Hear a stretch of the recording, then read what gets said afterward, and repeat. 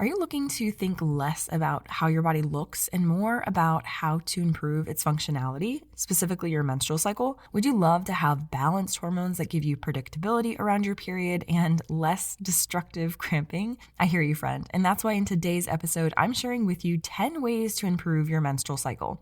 Now, before you panic, I don't want you to do all 10. Just pick one or two that you can implement right now. The goal is to do better with less, so you can have the time to be fully present and focused on your family, friends, and feel in sync and peace with your God-given body. So grab a pen, paper, or open the Notes app on your phone, and let's get started. Hi, I'm Laura Lindahl, and with over 10 years of training and coaching experience in the fitness industry, I've discovered how to build a body that I love without body shame, self-judgment, or burnout. And this is Not Your Average Fitness podcast that shows you how to apply the biblical principles of the gospel to your fitness journey to create lasting confidence and joy that impacts the kingdom in a body that you absolutely love. This is the Her True Strength podcast. Hello and welcome to the Her True Strength podcast. I am your host and coach, Laura Lindahl, and also fellow menstruating female and cardio junkie turned faith-based strength coach. And in today's episode, I'm sharing with you 10 personal anecdotes and research-backed methods and / natural health hacks of how you can balance your hormones and improve your menstrual cycle so you can have predictability and peace in your body and not feel like your world is crashing down every 28 to 32 days. Now, I'm going to start with a caveat. This episode is designed for the woman who is premenopausal, like sub-40s, and not currently taking an oral contraceptive. While many of these tips can be helpful for these populations, and I believe following them would likely benefit you a lot, and you probably can benefit from other things in this episode, I do want you to know that the effects of menopause and oral contraceptives can often blunt the effects of these changes and make them nearly noticeable. So even while implementing some of these is going to make an impact on your health, sometimes we won't notice the regularity of our cycles or our hormones being balanced because of the other effects. Not to mention that the regularity of our hormone cycles in menopausal, perimenopausal, and postmenopausal women, as well as those of us taking oral contraceptive, varies greatly. The other caveat that I want to add in is women who are maybe a year postpartum and are still lactating. So while we are lactating as women who have had children, it is going to be a time and a season where our body is going to be balancing its hormones on its own. And when you get your period is going to vary greatly among women. So even though some of these tips may be beneficial, I do want you to know that if you are in one of those categories, it's going to be a little different story for you because your body is in a little different place. So to the woman who is currently menstruating, perhaps looking to maybe conceive currently or in the future, have lighter periods, less mood swings, and less impact on our training and conditioning. Hello, I see you. This is a big perk, right? This episode is for you. And remember, the goal isn't for you to walk away feeling overwhelmed with 10 more things that you need to do. You know that we are about doing better with less here. So as you listen, I recommend ranking these in order of relevance to you on a scale of 1 to 10. So as I go through each of these, I want you to maybe put that like, ooh, that's a 10. I could definitely work on that. Or 1, I feel like I've got that. And then rank them in order of importance and relevance to you. Got it? Okay, let's dive in. Number 1, exchange the grind for unwind. Of all of the tips I'm going to give you in this episode would be 100% lost on you if I didn't address this one right off the bat. If you are constantly running on adrenaline, stringing along cortisol rush after cortisol rush, like you wake up late, you're stuck in traffic, you're drinking coffee, you're running late to a next appointment, and your just entire day turns into a cortisol rush day, and then you just crash at the end of the day, and you're doing that from day to day to day to day. It's like trying to juggle a flaming torch while meditating. Cortisol increases our focus, gives us an energy boost, and many other needed things for the task at hand, but relying on it for too long will cause us to drop something eventually. I'm looking at you, Mary. It just reminds me of the story from Luke 10. I think it's around verse 41 to 42, where Jesus is very, very gently rebuking Martha, where he says, "Martha, Martha, you are anxious and troubled about many things, but One thing is necessary. Mary has chosen the good portion, which will not be taken away from her. When Christ said it's finished on the cross, he meant all of this striving for perfection, impressing others. It's all completed. At that moment, we received all of the grace, all of the acceptance and recognition we could ever ask for. So stop proving, stop striving. Say no. Better yet, say not right now. Can we set a date in the future? Your dishes can wait. Your kids don't have to be better than everyone else's. Your marriage doesn't have to look perfect. Your body doesn't have to look like a fitness model. In case no one has told you this, you can lay your striving down and just be accepted by the loving arms of Jesus. Trust the Holy Spirit to convict you of laziness if you're worried about that. I had a lot of resistance to slowing down my life because I thought, what if I'm lazy? What if I'm being too slow? But listen, Linda, self-care isn't selfish. You only get one body, and it is a home for the Holy Spirit. Take the grind mentality and let it go and exchange it for some unwind. Now, here's an action step.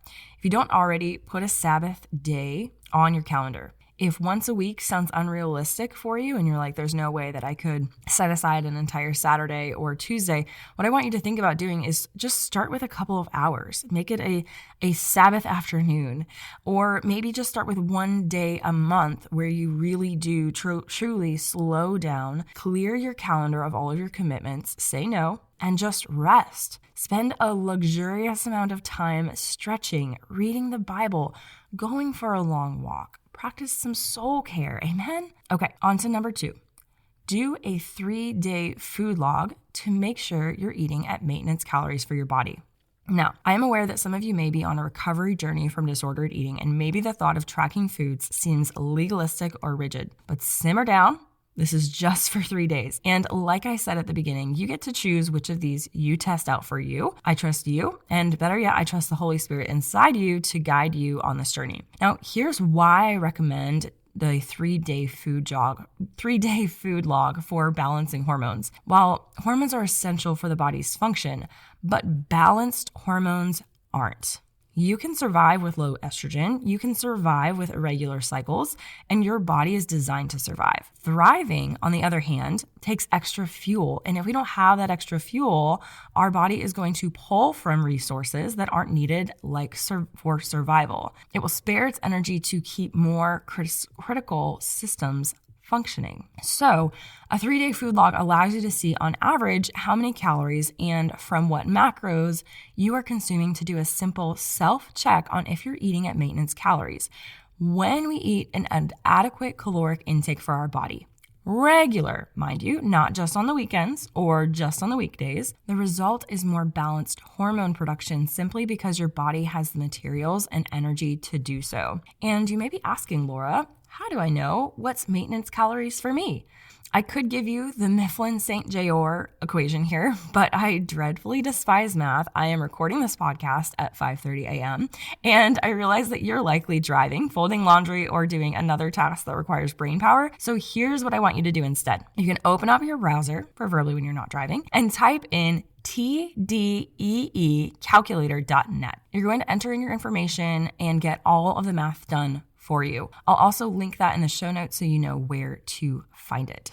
And I gotta tell you, after calculating your total daily caloric intake, or TDEE, what you can do then is simply track your food for 3 days using an app like Chronometer or MyFitnessPal. You're not trying to hit any targets. You're just trying to eat as you would normally and use it as your notebook. Don't try to rig it like you're eating more calories. I want you to just eat what you would normally. Now, if you're an old school digital minimalist like me, you can totally use a pen and paper and then manually enter it at one sitting to your MyFitnessPal account or your Chronometer account on your laptop. I would prefer making one of them a weekend so we can have a balanced perspective and compare it to what your body needs, meaning you're going to be tracking 2 days that are weekdays and then 1 day that is a weekend.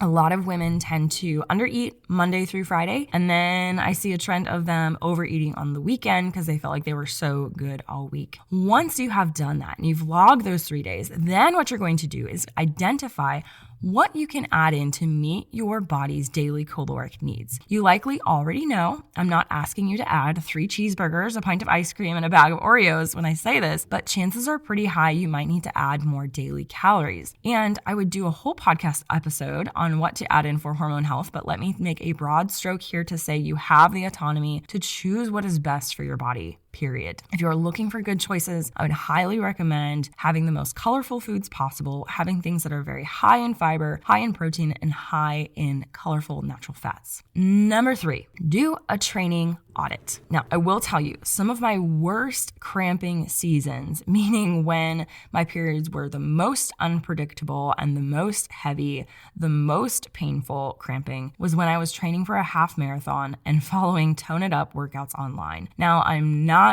dissing Tone It Up. I'm not dissing training for a half marathon, but now looking back, almost all of their workouts were indeed cardio and endurance based. So I was basically doing cardio 6 days a week, hindsight 2020, right? Now, some interesting studies have been done recently that looked at the effect of endurance training on menstrual health, particularly in women, and how it affects its regularity, meaning the effectiveness of, or how regular our period is, how long the cycle is, and how it compares to strength training alone. And what they keep coming back to is having balance.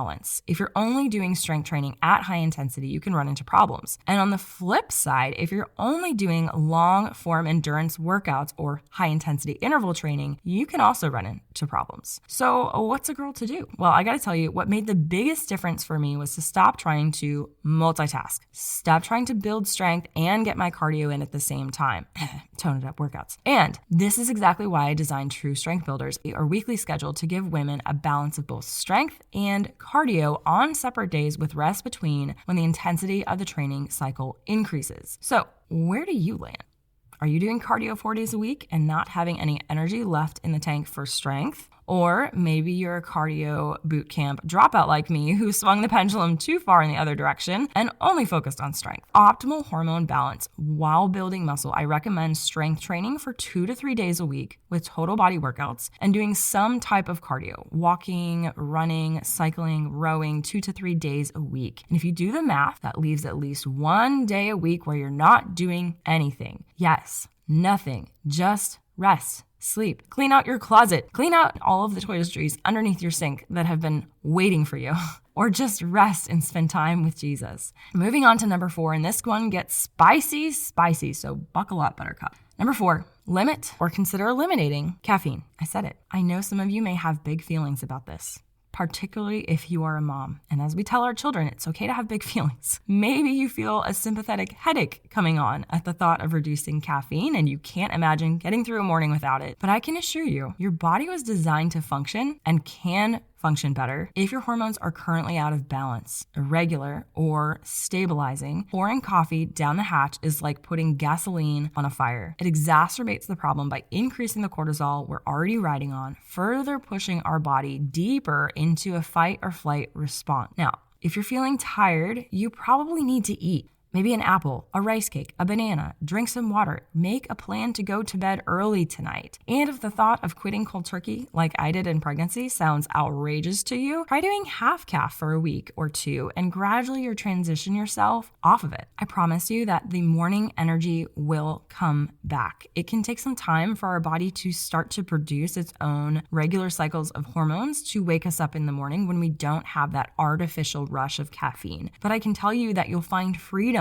from being chained to your coffee pot and your hormones will thank you. And trust me, they have plenty of great decaf options for your mornings. Matt and I just bought this fantastic decaf coffee from Kookaburra Coffee, which is a local coffee shop here. Shout out there. And it's fantastic and I really enjoy it and it feels like such a special treat and tool that I can use rather than something that I am dependent on. I think that many of us as women unfortunately have become dependent on caffeine rather than utilizing it as a tool, like we can use food as a tool to help us have more energy. Okay, number 5, also spicy. We're just letting it all rip today. Consider limiting alcohol. Now, I had no clue that alcohol had such a negative effect on my sleep, my resting heart rate, my heart rate variability, and my hormone health until I got my Oura Ring, which was around New Year's.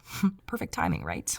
And it turns out I'm not alone. Several studies have looked at the effect of alcohol on estrogen levels, cortisol levels, and liver function, and guys, it's not good. While some studies found that estrogen levels increase after just one glass of wine, and while it is a temporary effect, if you are somebody who already has elevated levels of estrogen, it's like putting a wrench in a tire that's already deflated and trying to go on the bike. It's not going to work out well. Now, have I given up alcohol completely? No. I will enjoy a lemon drop martini because they are utterly delicious with one of my friends, and I'll do it every once in a blue moon. But I'm much less likely to drink just because somebody else is, and way more likely to order a virgin drink and still get the full experience and fun factor from it. It's also worth noting that a lot of restaurants are also expanding their non-alcoholic drinks, so this feels like a big win in my book. Now, I'm not asking you to quit caffeine or alcohol cold turkey, but if you do find yourself consuming alcohol on a daily or even a weekly basis, it might be worth considering some other options for you to wind down. If you feel like you're dependent on either caffeine to wind you up and then alcohol to wind you down, I would highly, highly, highly recommend that you consider reducing the amount that you are taking of those for your hormone health, and consider an alternative like winding down with some kombucha or hot tea or maybe sparkling water in the morning.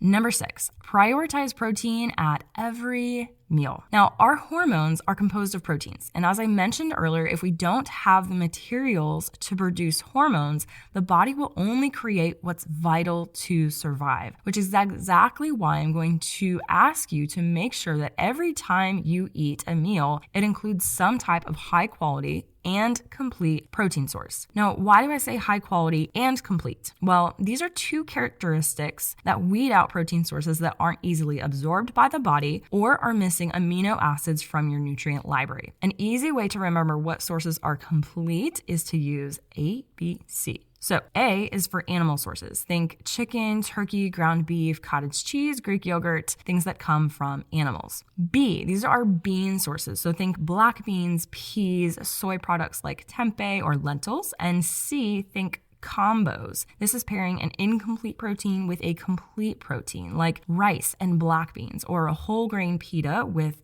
hummus. Please do not discount the capacity of your body when it comes to having an adequate amount of protein. Of all of the things that made a big impact on how I recovered from my workouts and how I felt the morning after a tough workout, I was so amazed at the difference I felt. I wasn't as sore, I wasn't as exhausted, I had better recovery to go and live life the next day. It made my workouts feel so much more effective, and I also started to notice more muscle definition a lot faster when I had adequate protein. And I will say, when it comes to my clients, I am consistently amazed at the compounding effects that my clients see and feel when they increase their protein intake. Their lifts feel lighter, they're less sore, they sleep better, they have less stomach upset in the morning, and have more muscle mass. So prioritize your protein. Shout out here to Legion, which is my favorite protein powder for flavor, mixability, and natural and very well sourced ingredients. You can also check the link in the show notes for 20% off your first order. Okay, now on to number 7. Get serious about sleep hygienes. Your hormones regulate when you are sleeping. So this is also when your body recovers from your training and rebuilds muscle fibers broken down from exercise. So sleep quantity and quality can make a massive impact on your hormone health and training progress. And if you are operating at a sleep deficit, even small, or sleep quality deficiency, you're fighting with one hand tied behind your back. Now, in the first 6 weeks after Boaz was born, and I was still getting up 3 or 4 times a night, I struggled to get in my lifts, like hardcore, lacked energy, motivation, and didn't see a lot of progress, which can also feel defeating. And even though we had a plan to get Boaz sleep trained, shout out to taking care of babies, and I knew it was temporary, I needed something in the short term. And that's why I started taking a short nap in the afternoon. Even if I didn't fall asleep deeply, just that restorative time of being still, focusing on my breathing. This is also when I did my pelvic floor work and core work. Just that restorative time with no inputs felt so good. Like I would literally leave my phone out of the room because I knew I would be too tempted to just scroll. Now, I know that an afternoon nap is not feasible for everyone, so here's my tip. Go to bed when the baby goes to bed and ask for help with the kitchen cleanup. especially if your husband isn't getting up for night feeds. Now, I know it's tempting to stay up and finish tasks for the day, scroll Instagram, watch Netflix, but trust me when I say your body is asking for rest. Go to bed. Try it for just a few weeks and your hormones will thank you. That extra rest gives your body the energy that it needs to balance your hormones. Now, I do have an entire podcast episode on this where I give you 6 strategies for improving your sleep quality and quantity. So after this episode, you're going to want to go back to check that podcast episode out. Also, will be linked in the show notes. That list is growing. Okay, on to number 8. Go for a daily walk, preferably in sunshine. Now, I know this sounds probably really boring, but how often are you actually doing this? With just 15 minutes of sun exposure, your body can absorb an extra dose of vitamin D, which we know as a fat-soluble vitamin can help with hormone production of estrogen and progesterone. Not only that, but the serotonin boost can reduce stress on your system by lowering and balancing cortisol levels. Now, I know this sounds so simple, but that doesn't make it easy, right? Sometimes scheduling a walk, stepping away from work, finding a space that's safe to walk, or even just making it a habit and not scrolling for 15 minutes on your phone. This is where the struggle is. Let's acknowledge this and start to strategize a way that you can practically do this on a regular basis. Now, for example, as a work from home business owner, mom, and ministry leader, I find it easiest to schedule get-togethers with friends on a walk.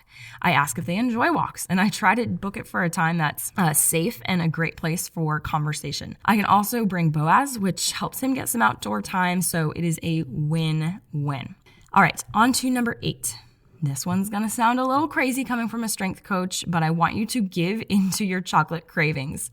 Does it sound crazy? Maybe, but often I believe that when we crave chocolate, our body is actually craving iron and magnesium, which are 2 vital micronutrients for hormone balance for women, for our red blood cell count, and even our blood pressure. Now, with over 50 hours of labor and an unplanned C-section, I lost a lot of blood with Boaz's birth, and I was anemic for about 2 months postpartum. And I can tell you that my cravings for chocolate were wild. And as a nutritionist, I wanted to listen to my body, but I also wanted to make sure I was giving it other micronutrients without all the sugar spikes. So I looked into cacao powder and started putting it in my protein smoothies. And man, oh man, did it make a difference. In just about 3 weeks, I noticed that the dark circles under my eyes were gone. My energy was coming back and my iron levels tested normal again by my 6-week OB follow-up. Was it just the cacao powder? Probably not, but I do think it played a role, which is why it's on this list.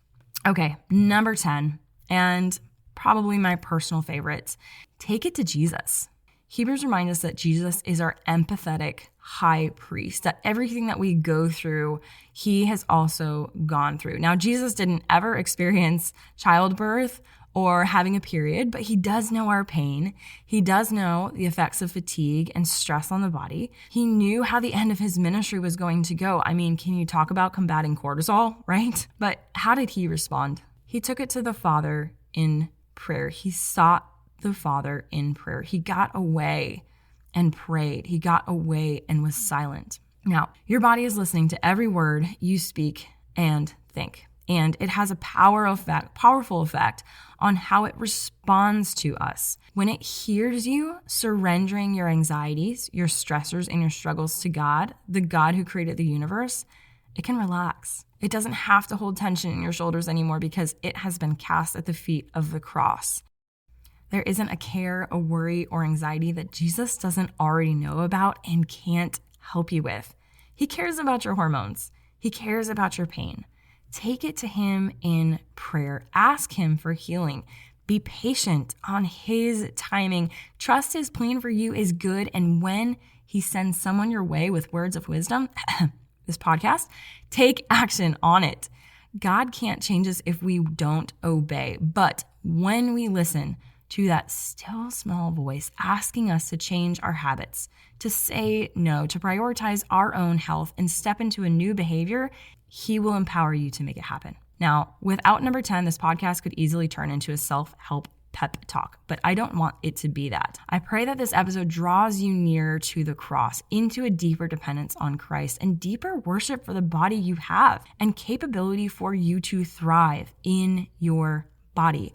I believe that women's hormones are something that does create eternal dependence on the Lord, because it is going to force us to focus on how we feel, which is very contrary to what the world tells us to think about when it comes to our bodies. So now you're left with what you're going to do about this information. Take action on at least one of these steps. And if you do, would you tag me at True Strength Collective in your stories so I can celebrate with you and cheer you on? I'd love to support you in this area. So send me a DM with the word coach, and I'd love to set you up with a free discovery call if and how I can help you on your journey towards strength and power in your God-given body. Until next time, friends, stay strong. All the love, Coach Laura.